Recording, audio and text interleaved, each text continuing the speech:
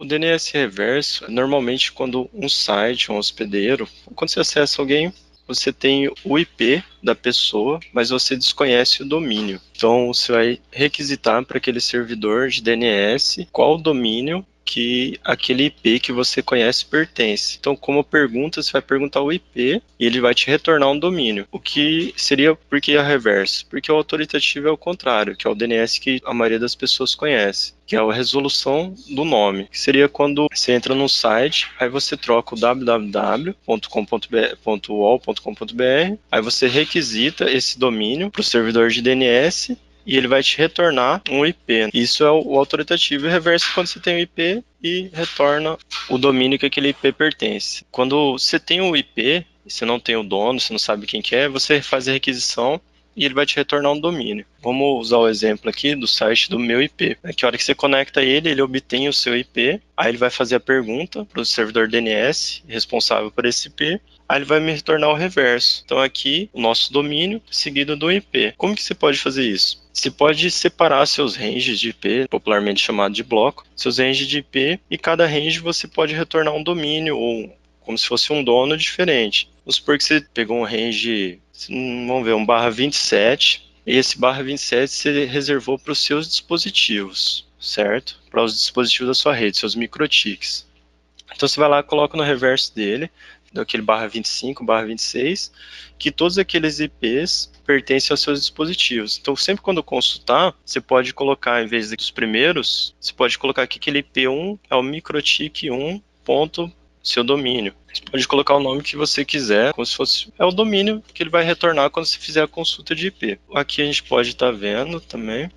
E outro jeito de testar, sem ser pelo site, é uma ferramenta do próprio Windows, que a gente sempre usa, o NSLookup. Então eu vou pegar aquele IP, o IP dessa faixa, vou colocar o 100 e vou solicitar para o nosso servidor resolver. Aqui a gente fez a resolução padrão e a gente vê que o servidor responsável é o FreeBSD.BR byte e o resolvido dele, né, o resultado, a resposta foi a mesma dali de cima. Esse é o reverso. A gente consultou um IP e ele retornou um domínio.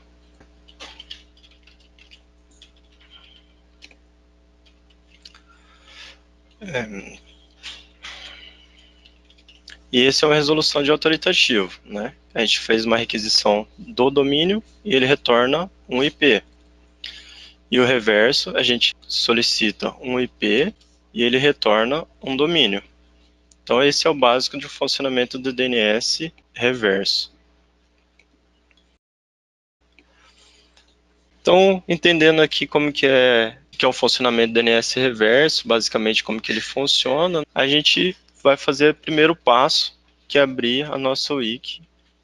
Wiki BRBOS, que é o nome do nosso sistema, e o que eu quero é um DNS reverso. Vou procurar no Google aqui para vocês verem. Vai ser o primeiro BRB, Manual DNS Reverso. Aí ele começa aqui com exatamente aquilo que eu expliquei, né? Basicamente o que é o funcionamento do DNS, de um range. Aí a gente vê que normalmente as prestadoras, né, quando a gente pega uma SN, geralmente ou você pega um /21 ou /22. Então aqui tem mais ou menos uma divisão de ranges de IP para vocês entenderem, porque o reverso ele é feito em /24. Aí aqui também o conceito básico de hierarquia de DNS, mais ou menos o que eu expliquei, o que é um reverso. Aí, em resumo, as diferenças são as entradas. Os em PTR são os reversos e o em A é o autoritativo. A gente vai entender um pouquinho melhor. Então eu vou trocar aqui para outra tela, deixar essa wiki na outra tela para mim acompanhando e vou fazendo aqui com vocês. A primeira coisa que a gente tem que fazer é configurar as zonas, né? As zonas, o DNS, tanto o autoritativo quanto o reverso, ele se encontra disponível a partir da level 2 do BRBOS. Então colocamos o level 3 aqui na licença. Aí a partir do level 2 a gente tem disponível aqui o DNS Zones, né? Que é onde a gente vai fazer a nossa zona mesmo de DNS. Tá. Então, começando, a gente vai dividir as zonas em barra 24. Então, eu vou usar uma de exemplo aqui. Quando a gente vai escrever uma zona, a primeira coisa que a gente vai fazer, elas são escritas de trás para frente. Então, no caso, o IP que a gente vai usar é 177.52720/24, né? Então, a gente vai de trás para frente, 72.52.177 em ADDR ARPA ponto. Toda zona ela termina com um ponto no final. Se esquecerem disso, vai dar problema, sim.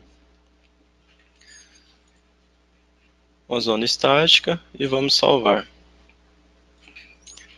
Então a gente tem uma zona criada.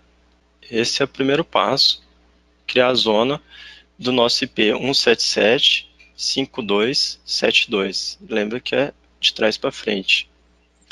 Tá? Então a primeira coisa que a gente tem que ter quando a gente tem uma zona é o SOA, que são as informações de contato, né, e as informações do seu provedor.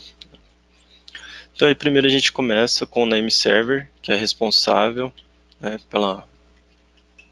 por essa zona. Postmaster é o e-mail do responsável, né? Então eu vou colocar deixar postmaster mesmo.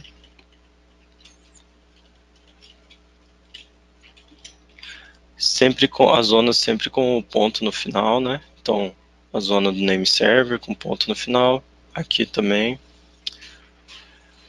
Logo em seguida, esse token, ele sempre é um número crescente. Vocês perceberem aqui, os 4 primeiros números são do ano, seguidos 2 do mês, os 2 do ano, do dia, e normalmente aqui a hora, né?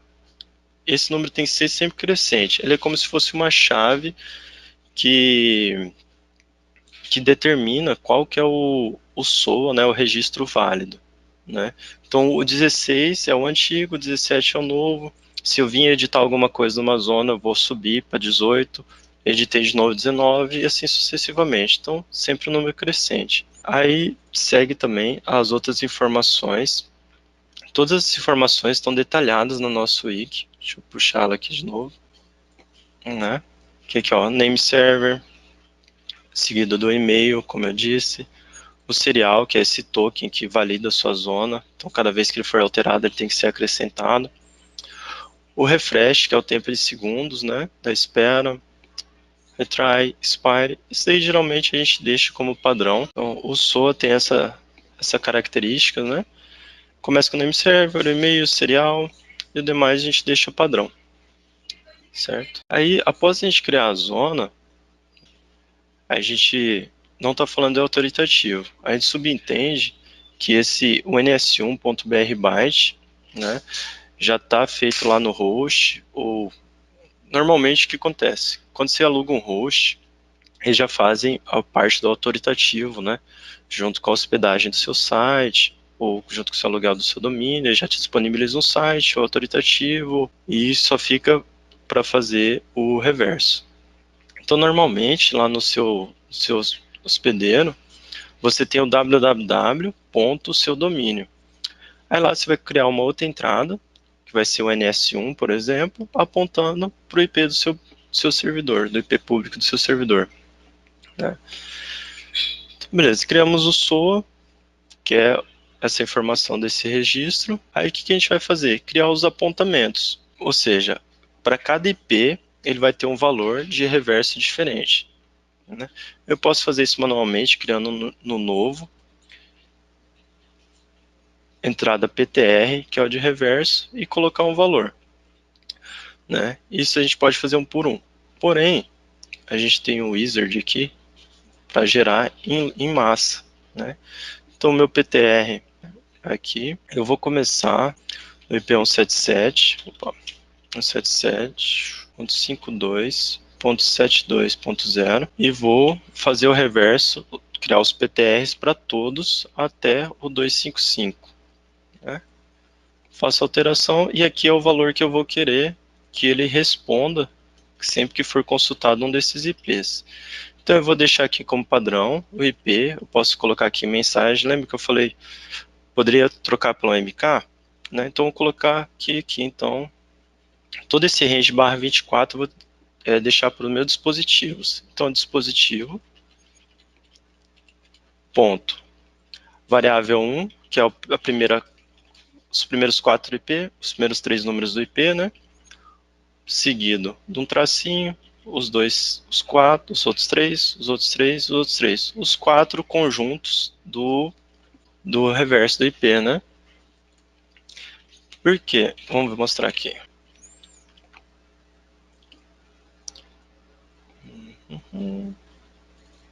Ó, primeiro IP, seguido um tracinho, o segundo, tracinho, terceiro, e os 4 conjuntos de 3 números, né?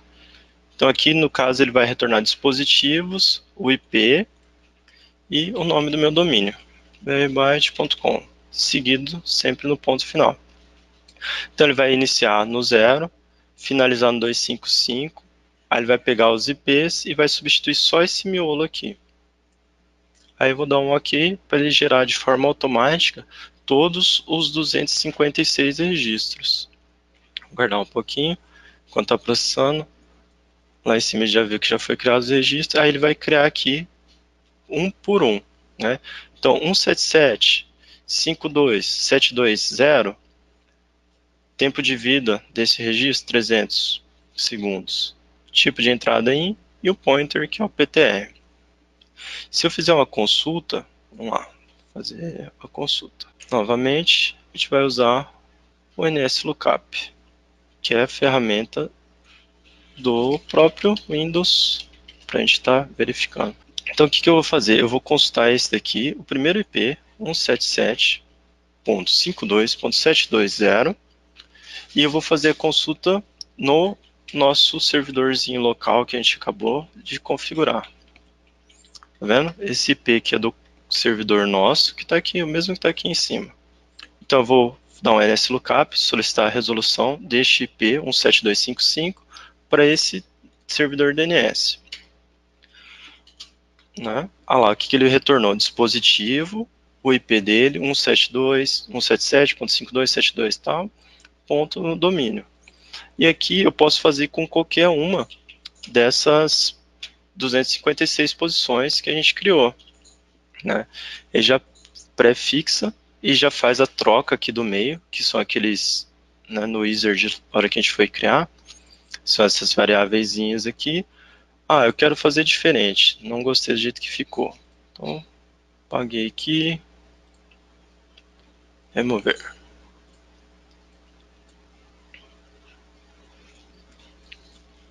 Então, 177.52.72.0 até o 255. Agora eu vou querer que fique assim, dispositivo, ponto. Aí eu vou trocar esse, eu não gostei do tracinho, eu vou colocar ponto aqui, entre eles. E agora o meu domínio não é mais brbyte, é brbos.com.br. .com. Sempre o ponto no final. Vou lá gerar novamente os registros. Foi gerados os registros, né? A gente vai fazer a mesma consulta só apertando para cima. O mesmo IP, 200, 200, solicitando para o mesmo servidor. Só que como agora a gente fez a troca do registro, ele vai responder diferente.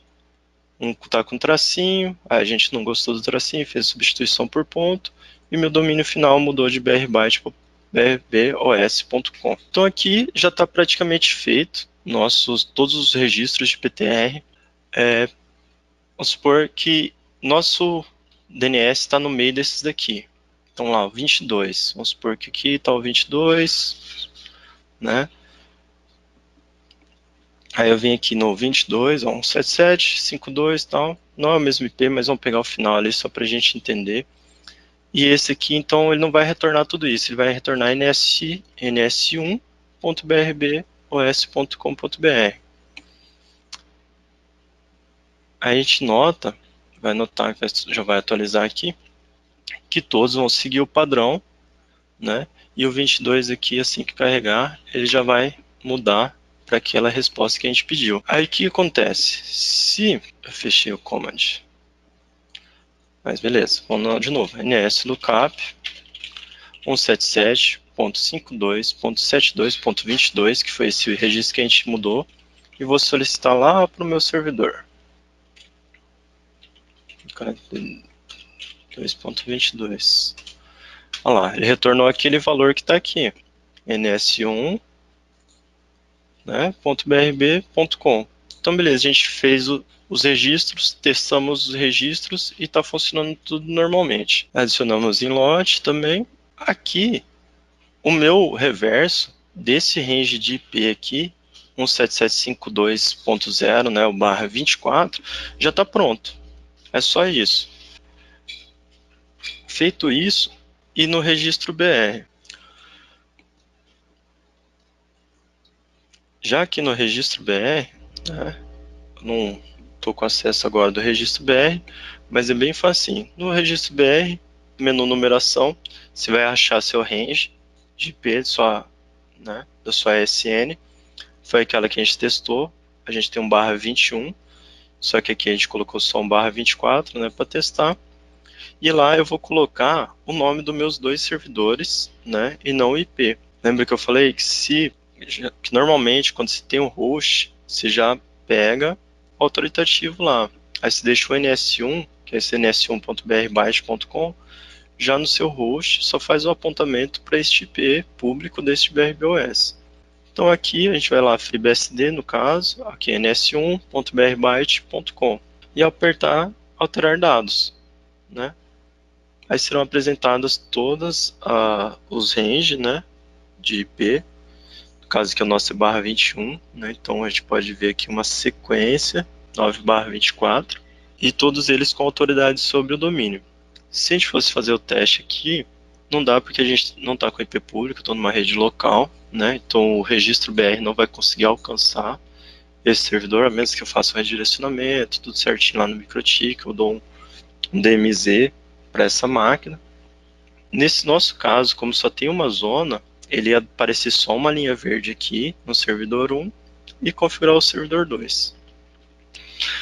Tanto o servidor 1 quanto o servidor 2 é a mesma coisa, inclusive o SOA, né, é o mesmo, não vai ser alterado para NS2, mesmo que você esteja no registro lá.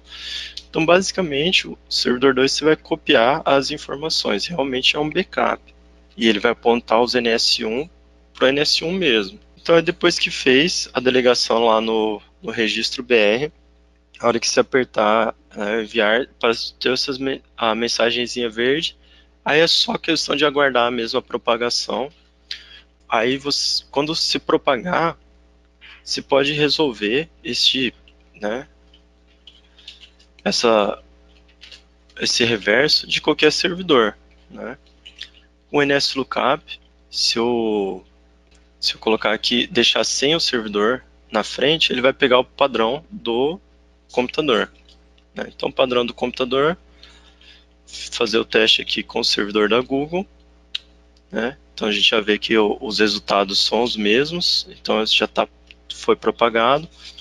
Se eu fizer um teste aqui com o DNS da Cloudflare, que são DNS recursivos, né? Também, então todos já, né, propagados. Então eles estão dando todas as mesmas respostas. Então, feito isso, o DNS reverso já está pronto. Vou voltar ali para o chat aqui agora, praticamente terminou. José Adriano, tem que ser feito em 2 servidores, que senão não faz sentido você ter um backup, porque quando você tem um reverso, só o seu servidor que vai resolver esse nome. Todos os outros que tiverem serão cópias, né, que são os DNS recursivos. Se você tem uma máquina e você colocar os 2 servidores na mesma máquina e ela queimar, ou seja, você não tem backup. Então, isso é uma exigência mundial. Reverso deve ter 2 servidores e, claro, se é backup, vai separar fisicamente um do outro. Para você, se um cair, se um der problema, você vai estar respondendo seus domínios, seus clientes, o mundo inteiro você vai estar respondendo no servidor 2. Além do que, tem a diferença de chave. O registro BR pode tomar as decisões deles, pode tomar algumas sanções, pode tomar as medidas deles, caso ele identifique pela chave, né, do seu servidor, o IP, rotas e demais informações, que você está rodando 2 servidores no mesmo servidor. E isso pode causar problemas de inúmeras maneiras, porque se está simulando um backup que não existe. Aí, se acontecer alguma coisa, vai deixar todo mundo na mão. E a gente sabe que essa rede de alto nível, cada vez mais, ela é monitorada, cuidada com muito carinho aí pelo NIC e pelas outras instituições, né? A questão dos 2 servidores num só já foi respondido também. É o mesmo princípio. Colocar 2 máquinas virtuais numa só vai estragar as duas. É a mesma coisa se tiver só uma. Então, o valor que vai ser retornado no speed test ou aqui foi aquele que a gente falou na aula. Vai ser o valor que tiver relacionado com o IP dele, né? A gente fez o teste que mostrou que isso daqui é o que está como valor, né? Se não está retornando o nome correto, é porque o valor que está definido para aquele IP não está correto, não está aparecendo.